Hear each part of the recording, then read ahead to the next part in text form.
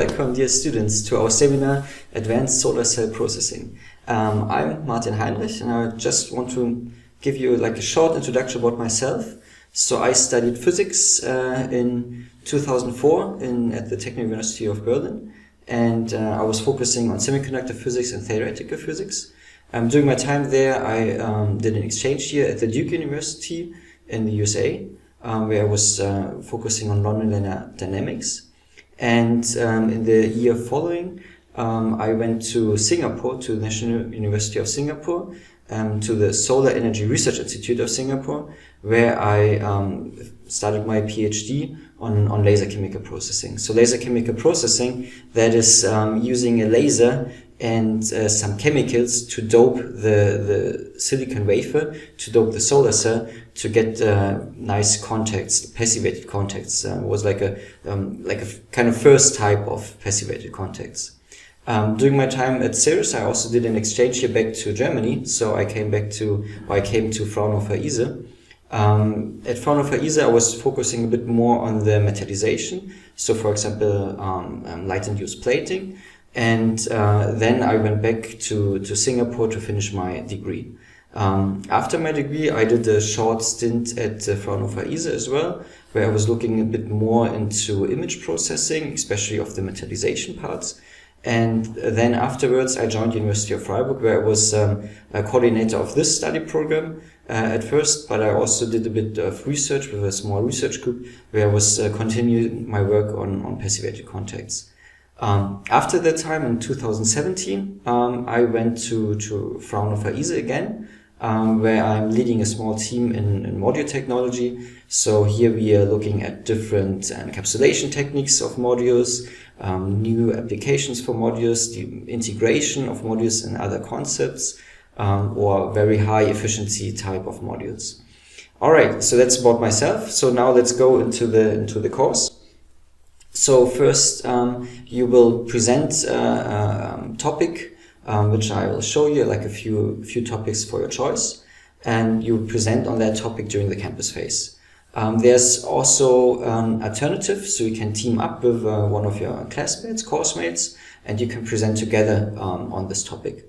So if you choose this part, you can do together a 30-minute presentation with 10-minute question, but you should focus on two different parts of the same topic. If you're doing a topic by yourself, you have a 50 minutes presentation, and you should give like a general overview of the whole topic.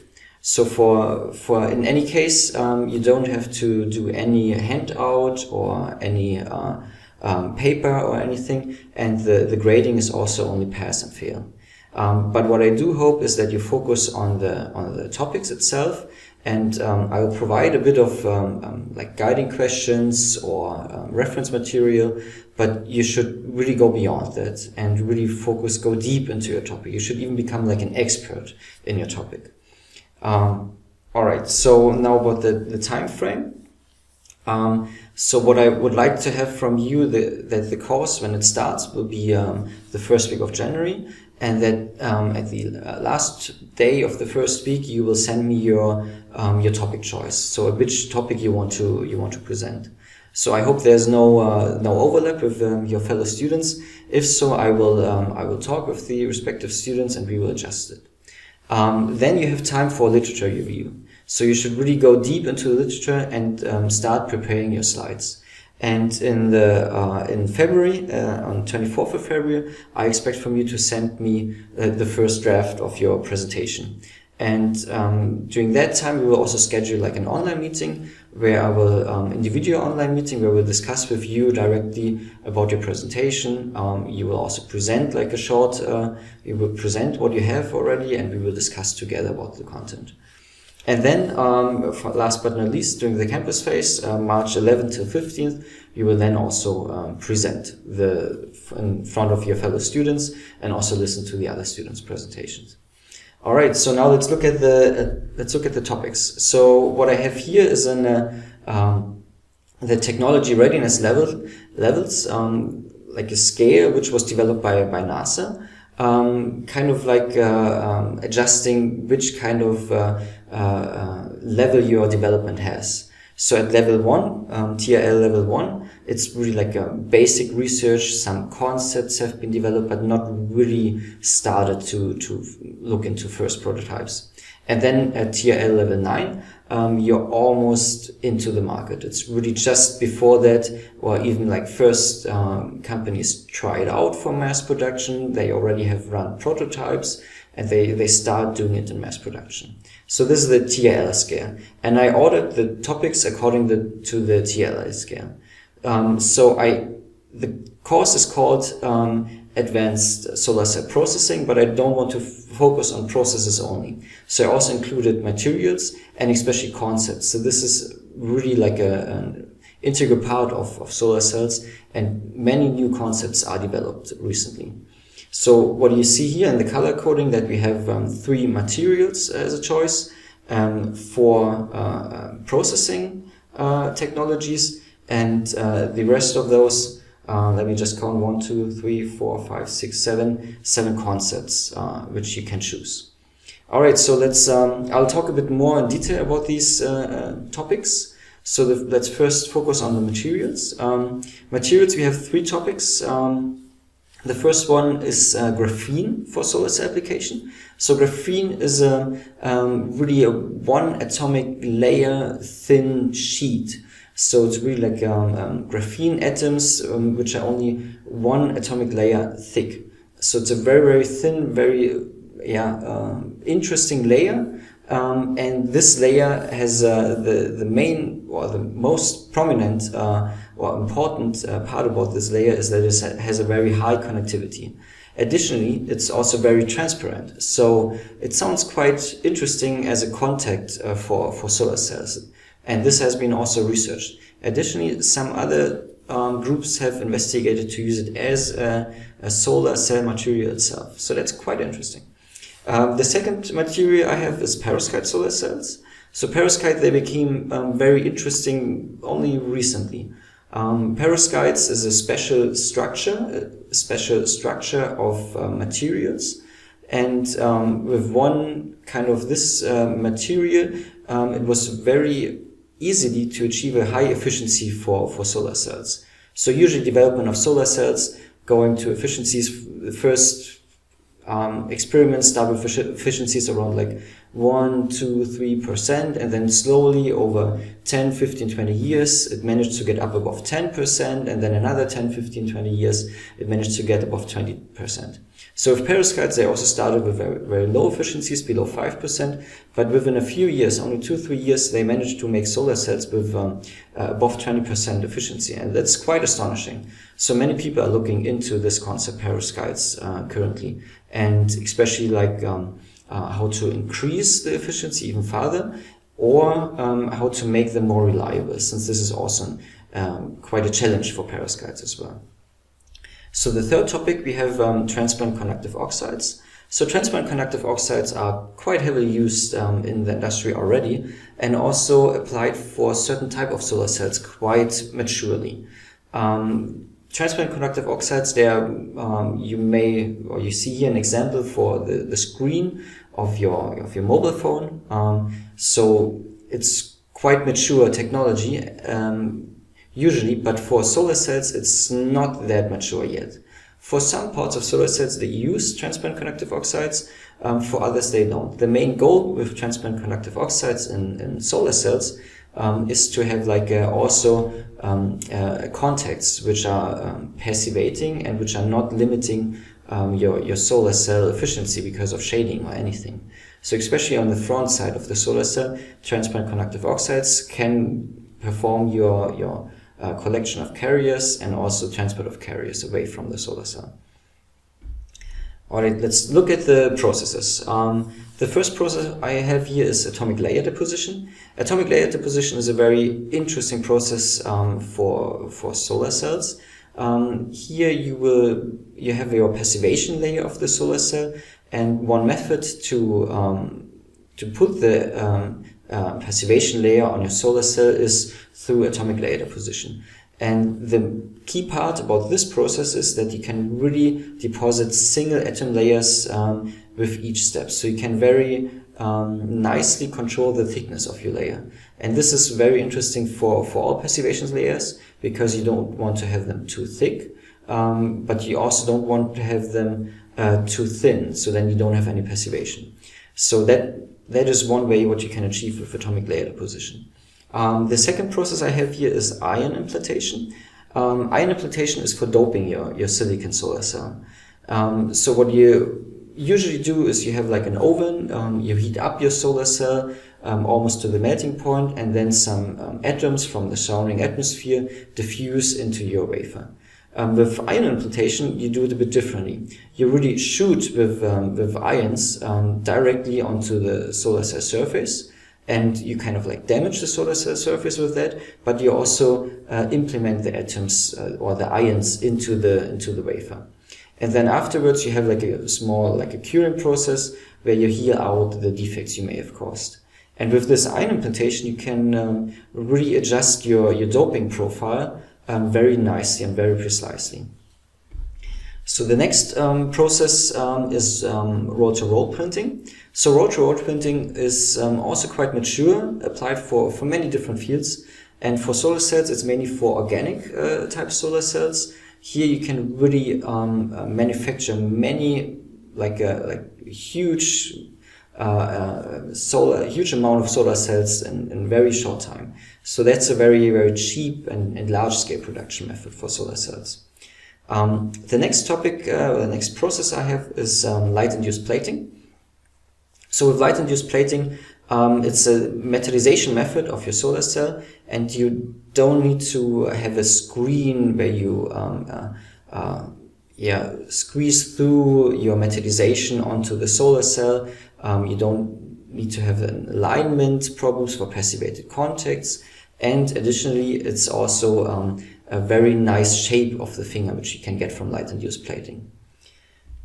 Alright, so now let's move over to the concepts. So this year I implemented a new concept here for this course, tandem solar cells. So tandem solar cells have been around for decades. It's really quite an old concept, especially for gallium arsenide based solar cells. However, only recently they became more and more interesting also for the mass market, because they are starting to move away from those expensive 3-5 semiconductors to also implement other semiconductors. For example, perovskites, which I also talked earlier, and also using like a silicon tandem base structure. So you can use perovskite and silicon to have like a very cheap process, very cheap tandem structure, or you can use gallium arsenide on silicon as a tandem structure.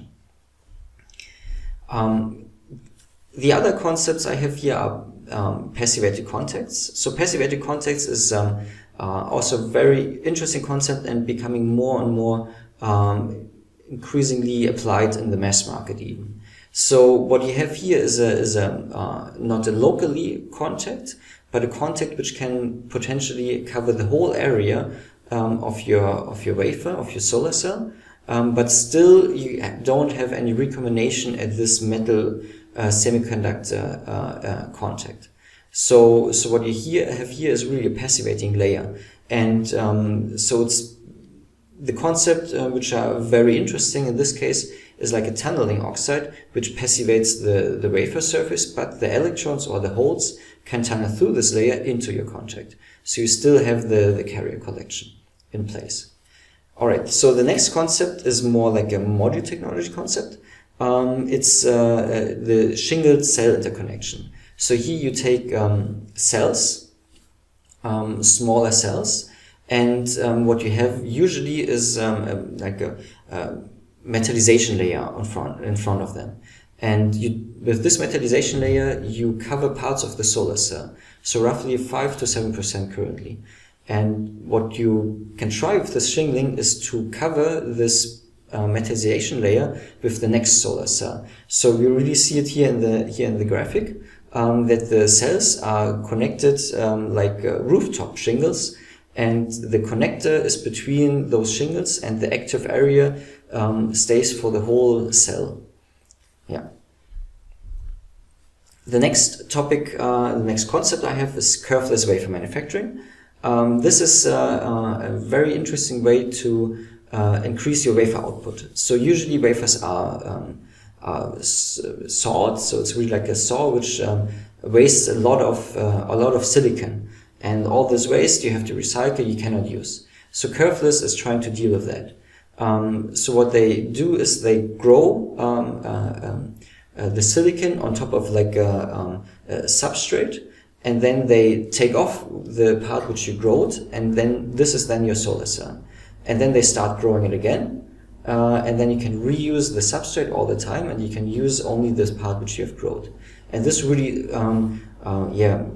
in principle, like removes your wafer loss or your material loss completely. The next part is high performance multicrystalline silicon. This is a way to increase your efficiency of multicrystalline solar cells in the wafer itself. So usually multicrystalline solar cells or multicrystalline wafers are a bit cheaper version of single crystalline solar cells or silicon crystalline wafers. So single crystal, the Kowalski process, very expensive, takes a lot of time, and with multicrystalline you have a very cheap process itself. However, the quality of those wafers is also a bit lower. And with this high performance multicrystalline silicon, it's a method to improve the quality of the wafers. There are several different methods how they do it, and you may introduce like at least 2 of them. So the next concepts are also more module technology concepts. So we have the wired busbar interconnection. So wired busbars is really a topic which is just on the edge of becoming mass production ready. So what you have here is you usually have like flat wires to connect the solar cell with each other, usually like 5 to 6 wires which connect them, and they have a width of like 1 millimeter or 0.8 millimeter, something in this range. And with wired interconnection you have several different wires, maybe like 10 to 12 wires, like round wires, and of the size between 0.3 and 0.4 millimeter. So they are very narrow, and because of the round shape, they also only shade a very small area of the solar cell. So that may help to improve the efficiency of the module itself. And the last concept which I want to talk about is vehicle integrated PV. So here you can think about different applications for modules, but that also means a different module type. So not the standard module type which you see always on the field, but also having a more durable module, for example for vibrations, or also having more lightweight modules, because you don't want to carry around like 20 kg for just like a single module. Alright, so much about the topics. So now I want to show you a bit of the course itself. So let's look into the course itself. So here you see the course. Here you have on the right side the course calendar again, and a bit of the overview with the important dates. So you can start preparation now, and I hope to receive from you until January 6th your topic choice. And for the topics itself, here you have the topics, each one in one folder. So let's look at one. For example, let's go into ion implantation. Here I have at the front like a very brief introduction to the topic, and then some guiding questions just to give you like a start. I want you to go beyond those questions, of course, but for you as a start, you can also like look into those questions. And then here are some research papers. So maybe let's open one where you can like get a better idea of that. Those are also not an extensive list of all the research which is done in this field, but like maybe like a start for you. So I want you to also look for more of those resources and also implement those into your presentation. Alright, so that's basically it, and then I wish you a great start into the semester.